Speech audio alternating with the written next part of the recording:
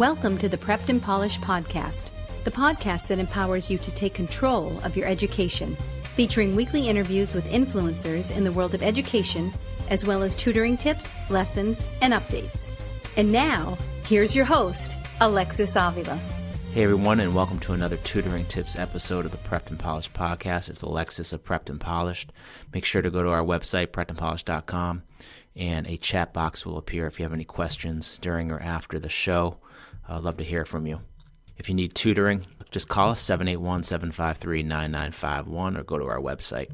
Let's get right to episode 199, a pacing strategy for the SAT test, and it really for any multiple choice test, including the ACT, private school tests, SSATs. So U.S. News and World Report featured us a few years back on 9 tips for SAT success.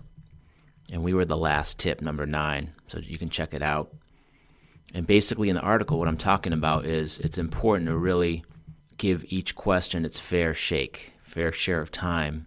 So if you're looking at a 20-question multiple choice section and they get harder as you go along, if you get stuck on, say, question number 7, you have to recognize if you're struggling on it, and it's more important to keep moving through the section versus getting boggled down on one question and spending minute after minute, and that's time wasted that you could spend on other questions. And what you need to do is put a big circle around that number that you get stuck on and just keep moving on through the section.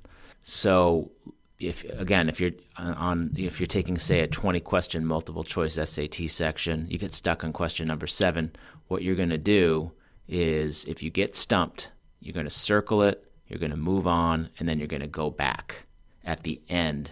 So, the way you got to look at it is, question number 7 that you got stuck on, let's just say hypothetically it was question 7. You're just going to say question 7's behind you.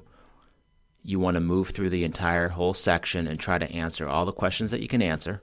And then when you're finished with a section, you go back to all the circle questions that you circled along the way. So that's question number 7 that were problematic to you at that time. And now you're going to try to tackle those questions with a fresh set of eyes.